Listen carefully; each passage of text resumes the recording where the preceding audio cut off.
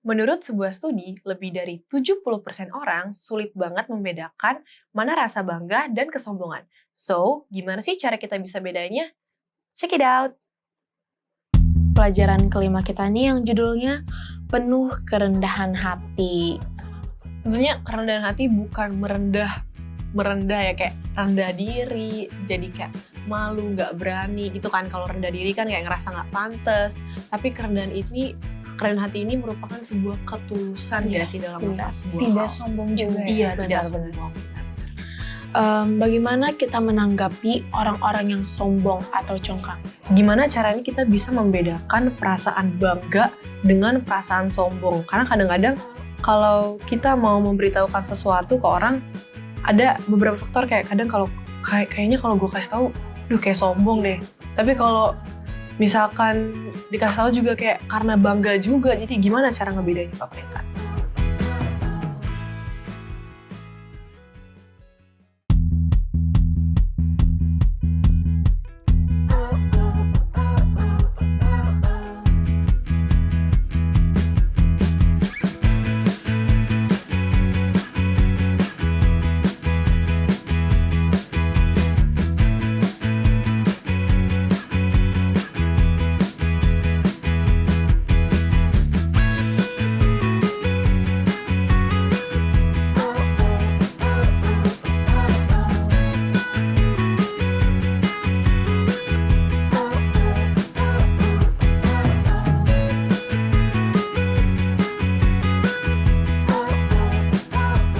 Halo semuanya, ketemu lagi bareng aku, Gerena, dan teman-teman aku Aku Felicia. Aku Hascela. di episode terbaru Cornerstone Connection. Tentunya pada hari ini kita akan sama-sama belajar Cornerstone bareng-bareng ya. Tapi Benar. sebelum itu kita mau ingetin teman-teman gak sih? Benar-benar.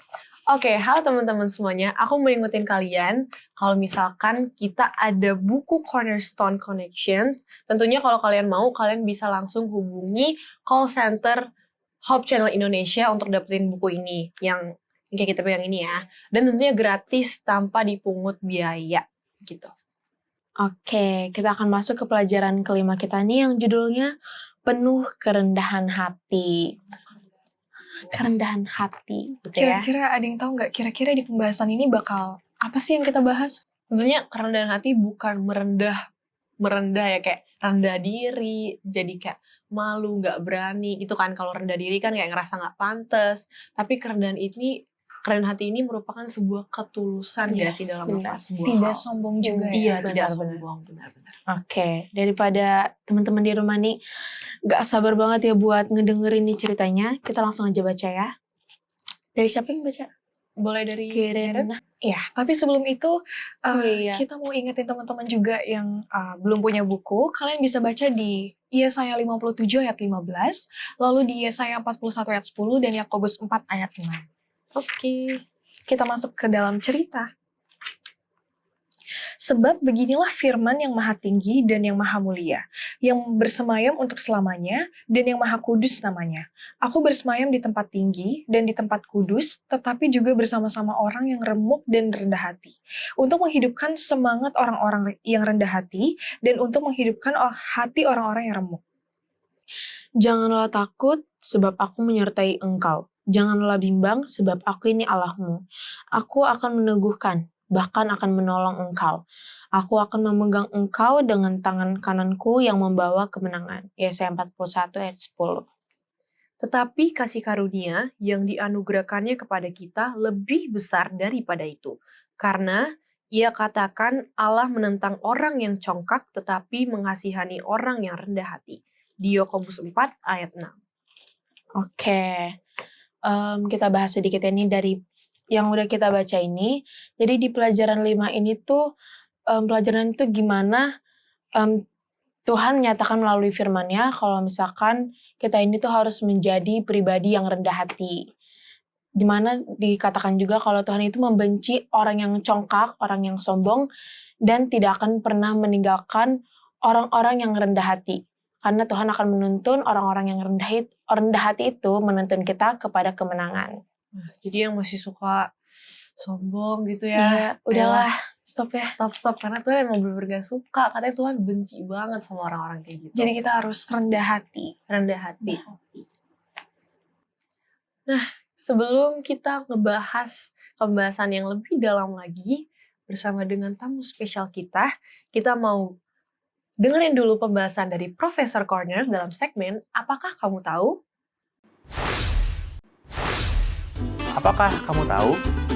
Ulrich Zwingli menyukai musik dan memainkan beberapa alat musik, termasuk biola, harpa, seruling, dulcimer, dan hunting horn. Dia akan menghibur anak-anak dengan kecapi, dan dia sangat terkenal dengan keterampilannya. Lawan atau musuh-musuhnya mengejek dia sebagai penginjil pemain kecapi dan seruling. Pada abad ke-16, beberapa lagu himne Zwingli dipublikasikan. Siapa di sini yang menyukai musik? Yang punya talenta bernyanyi atau memainkan alat musik, pastikan talentamu dilatih dan digunakan untuk memuliakan nama Tuhan ya.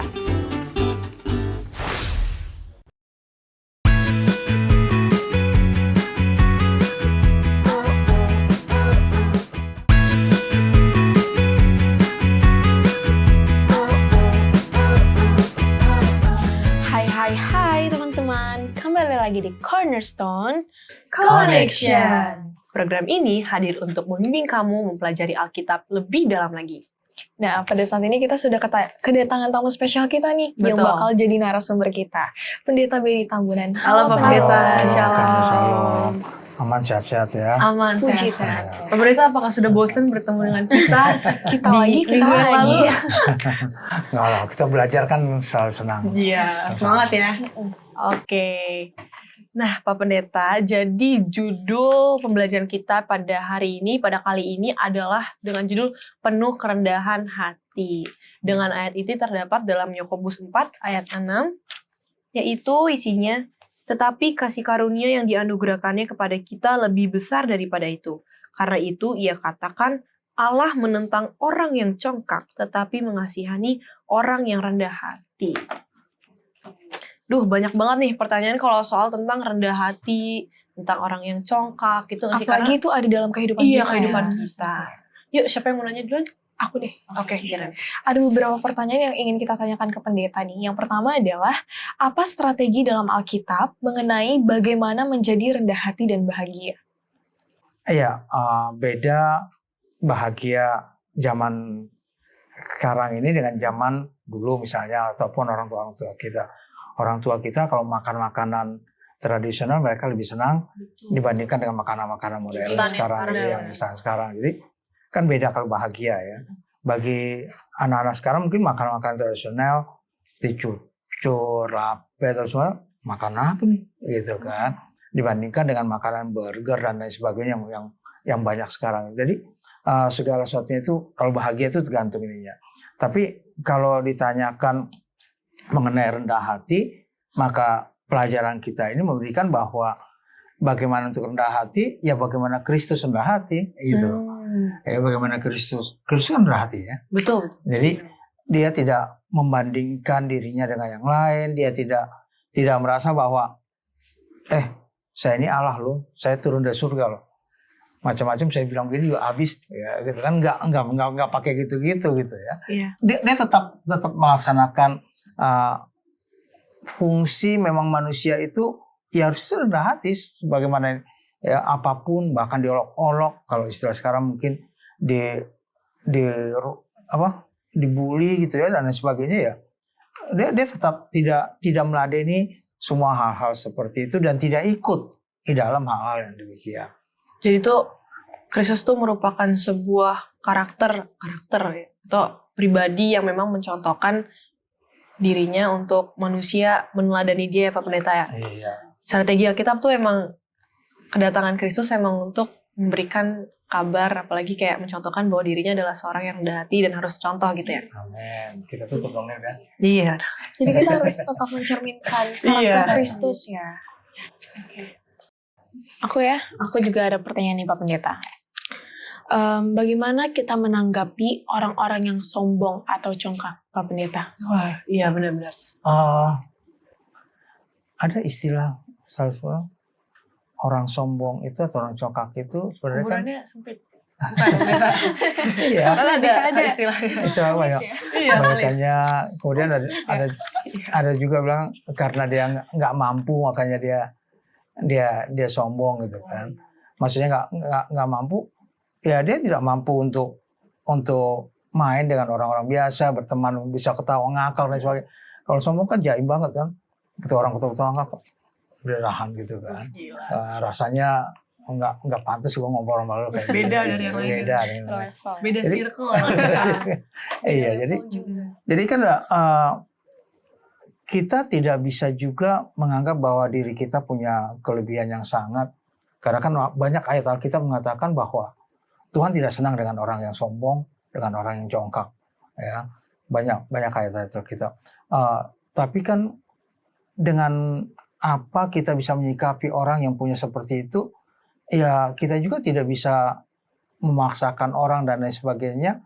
Ya kita tetap berteman saja, teman, ya. Tapi kita juga harus merasa bahwa jangan ikut-ikutan lah dengan dia juga jadi sombong, jadi merasa bahwa punya kelebihan yang jauh dibandingkan dengan yang lain. Karena kan tidak semua orang punya kelebihan yang sama. Bisa saja misal kayak yang di sekolah kita, ya ada yang satu memang pintar matematika, tapi yang satu juga pasti pintar kimia, yang satu pintar ini. Jadi nggak ada semuanya rata-rata dia bisa semua pelajaran, ya hanya karena saya pikir tidak ada yang mungkin. Jadi orang punya kelebihan dan lain sebagainya. Kalaupun dia bisa misalnya pintar ininya, tapi nanti pada waktu sudah tamat, sudah kerja, ya kerjanya juga akhirnya biasa-biasa saja. Yang ini bisa lebih baik kerjaannya dan lain sebagainya. Jadi Nggak ada yang tahu ya pemerintah ya. iya, nggak ada yang tahu. Kemudian ya kita juga tidak bisa membuat orang bahwa kamu cuma segini aja, kamu cuma begini aja. Nggak bisa juga kita melakukan hal itu. Jadi kita jangan menanggapi orang-orang congkak atau orang-orang sombong itu dengan memusuhinya juga jangan. Ya Tuhan juga bilang jangan musuhi kan. Menghakimi juga jangan. Ya kita hidup saja sebagaimana biasa kita hidup. Ya tetap kita dengan hati melayani, bekerja, ya berteman dengan semuanya. Ya dengan demikian kita akan menikmati satu kehidupan walaupun kita berada dengan teman-teman kita yang seperti demikian. Amin. Nah, Pak Pendeta, sekarang aku mau nanya. Ini sering kali kita rasakan dalam kehidupan kita masing-masing, bahkan diri aku sendiri. Gimana caranya kita bisa membedakan perasaan bangga dengan perasaan sombong? Karena kadang-kadang kalau kita mau memberitahukan sesuatu ke orang, ada beberapa faktor kayak kadang kayaknya kalau gue kasih tahu, kayak sombong deh. Tapi kalau misalkan dikasih tahu juga kayak karena bangga juga. Jadi gimana cara ngebedanya Pak Pendeta? Kadang-kadang juga kita dipancing gitu ya. Iya sih. Dipancing gitu kan. Kalau segitu gue dapat segini. Kan nilai ya. Orang udah dapat 8 gue udah seneng dia. Gue dapat 10 tenang aja gitu kan. Kita juga kadang-kadang dipancing untuk melakukan apa yang kita rasa kita lebih. Tapi sebenarnya kita harus selalu bersyukur kepada Tuhan bahwa apapun yang kita dapatkan itu berasal dari Tuhan. Ya, itu bukan karena kepintaran kita, itu bukan karena kehebatan kita, itu karena kasih Tuhan kepada kita. Jadi kalau kita melihat bahwa semuanya itu berasal dari Tuhan, semuanya itu karena kasih Tuhan kepada kita, apa yang perlu kita sombongkan, gitu ya? Apa yang perlu kita sombong? Walaupun kadang-kadang dipancing, saya juga kadang-kadang dipancing. Ini mana sih ya? Nggak tahu apa? Gue juga belum pernah lebih dari ini gitu ya. Kadang-kadang kita kan dipancing seperti itu ya. Iya. Tapi kan kita harus tetap menahan diri bahwa enggak biarin aja lah ya. Dia mungkin taunya segitu, dia mungkin bisanya segitu. Nanti juga dia tahu apa yang harus dilakukan. Biasanya ini terjadi kalau kita sudah merasa bahwa punya kelebihan, saya lebih bandingkan yang lain. Tapi kalau kita rasakan bahwa ini adalah berkat Tuhan, ini adalah tuntunan Tuhan, kita puji Tuhan, kita terima kasih sama Tuhan, maka saya pikir nggak ada hal yang perlu kita sombongkan dalam kehidupan kita. Jadi mulai sekarang kalau misalkan lagi punya sesuatu yang bisa kita banggakan, kita syukuri, kita harus kayak ngomong, puji Tuhan hari ini dapat segini. Atau puji Tuhan nilainya 90 gitu ya.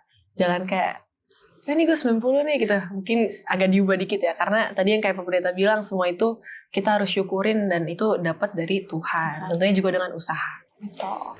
Untuk pertanyaan selanjutnya nih Pendeta, pelajaran apa yang bisa kita dapatkan dari pelajaran yang kelima ini?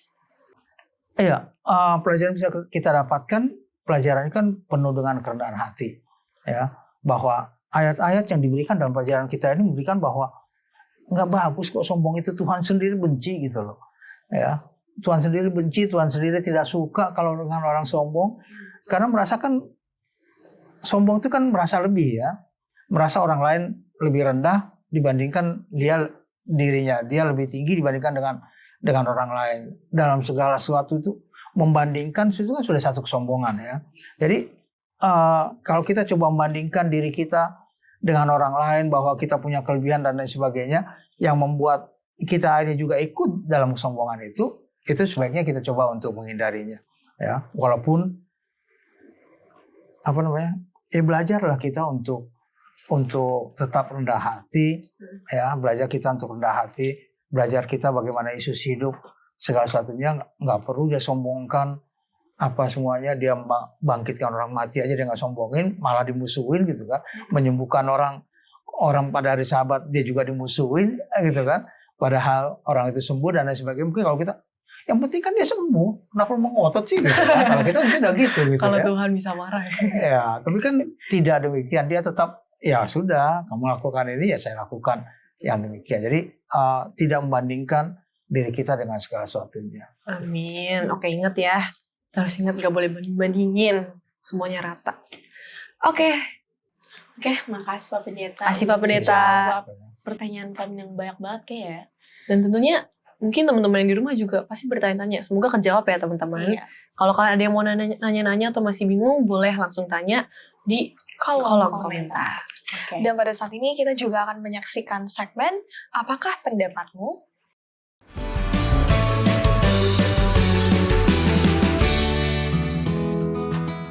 Halo.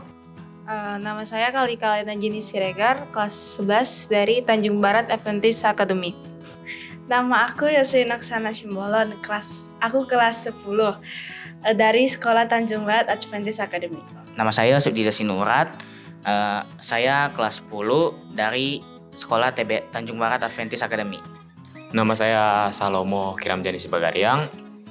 Saya kelas 12 dari Sekolah Adventist Tanjung Barat. Nama saya Raja Farel Tano Saputra, saya kelas 12. Sekolah saya di Tanjung Barat Academy.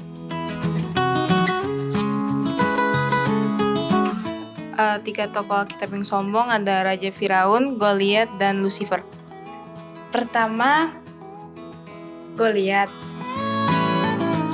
Nabal, terus Isabel. Pertama Raja Firaun, Raja Nebukadnezar, dan Lucifer. Saul, Lucifer, sama Belshazzar. Isabel, Absalom, dan Raja Saul.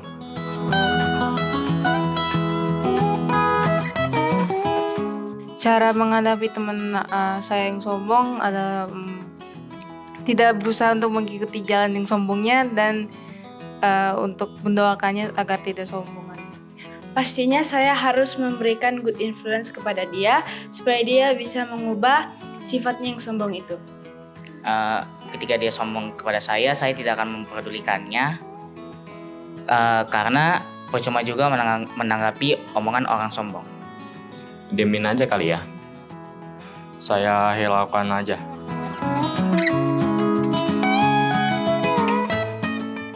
Jujur tidak mau karena takut terpengaruh oleh kesombongannya dan mungkin tidak jadi banyak teman. Jadi berusaha untuk menghindari orang yang sombong. Sejujurnya saya tidak mau. Tapi kalau misalnya dia memang tidak punya teman, saya mau berteman dengan dia setulus hati. Jujur sebenarnya saya tidak mau berteman sama orang yang sombong karena itu juga bisa membuat diri kita menjadi seperti dirinya sombong. Bisa enggak biasa ya Karena kalau iya, saya bisa manfaatin dia gitu. Sejujurnya sih saya mau supaya bisa mengubah sikap dia yang sombong menjadi rendah hati.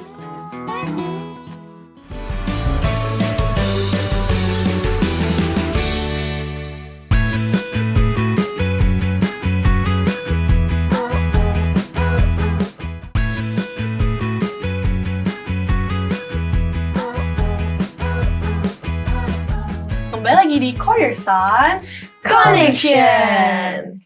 Wah, kita udah dengerin pendapat dari teman-teman kita dan tentunya itu adalah jawaban-jawaban yang sangat menarik dan jadi memicu kita untuk ngejawab juga nih.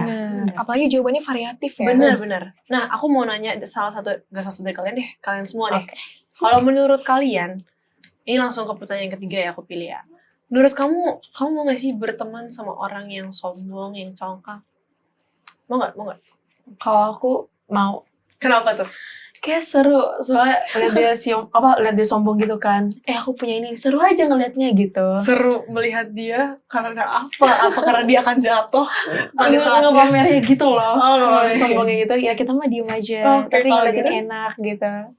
Kalau menurut aku berteman itu kan harus sama semuanya kan. Iya, Kita nggak betul. boleh pilih-pilih. Jadi mungkin mau Mau? karena tipe orang sombong itu kan banyak. Ada yang bisa menginspirasi kita, ada yang merasa kita jadi bikin, ya aku nggak ada apa-apanya nih. Iya ya. Tapi seru sih kayaknya berteman sama orang sombong.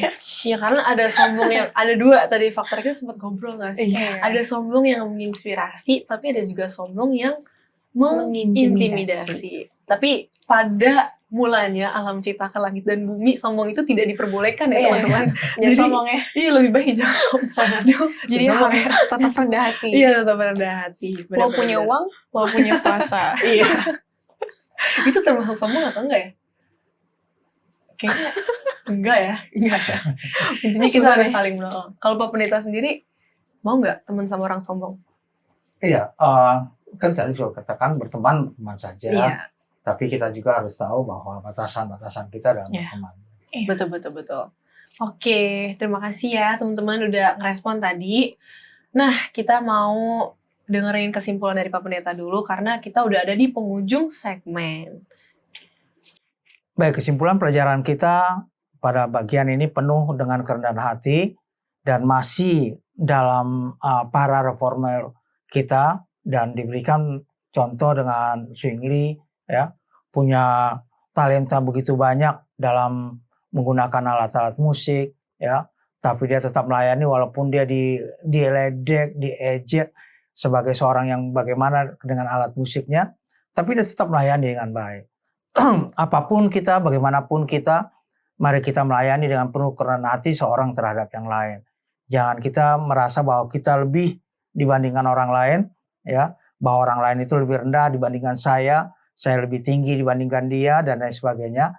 Tapi kita dimintakan dalam pelajaran kita, mari kita melayani seorang dengan yang lain dengan penuh kerendahan hati, dengan contoh yang diberikan bagaimana Yesus hidup.